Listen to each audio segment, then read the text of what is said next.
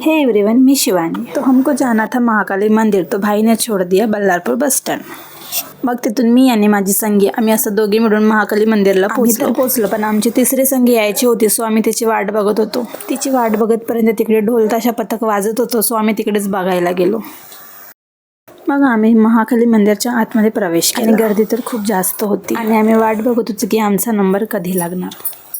आणि आभाळ इतकं जास्त होऊन होते की आम्ही म्हटलं की भाई साहेब आता पाऊस नको यायला पाहिजे, पण तितक्यातच पावसाने एंट्री मारली। नाही झाली पाहिजे म्हणून सर्वजण असे वर उभे होत होते आणि त्या जागी जर मी असते तर मी आणखी जास्त ओली झाली असती।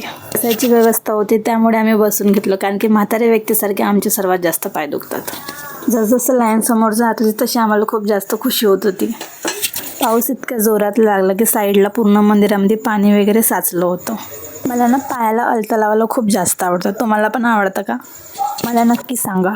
मध्ये खूप जास्त होती आणि आतमध्ये मोबाईलला परमिशन नाही, सो व्हिडिओ क्लिप घेतले नाही। छान करून बाहेर आलो आणि प्रसाद वगैरे घेतला आणि छान बाहेरच्या प्रिमायसेसमध्ये फोटो वगैरे काढून घेतले आम्ही। माझा उपवास होता म्हणून याने जाणून बुजून मला खाते का विचारत होते।